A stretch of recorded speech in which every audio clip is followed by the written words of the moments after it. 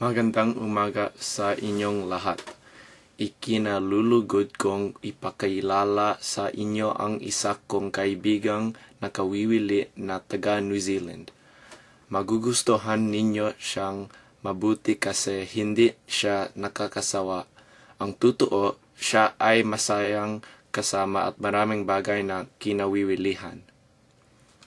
Nang tanungin ko siya, ako'y nagulat na siya pala ay nagtapos sa parehong mataas na paaralan ko, Bishop Montgomery High School.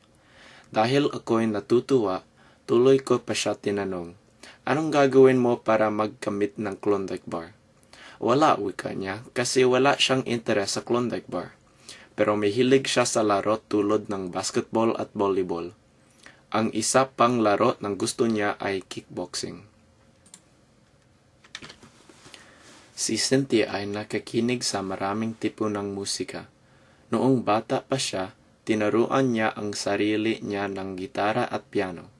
Ngayon, nais niyang mag-aral ng drums kasi mahilig siya sa musika. Ang paborito niyang video game ay Rock Band.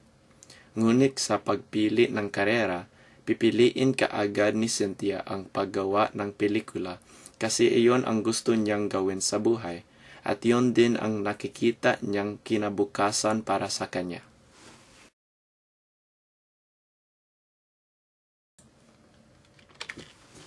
Si Cynthia ay nakikinig sa maraming tipo ng musika. Noong bata pa siya, tinaruan niya ng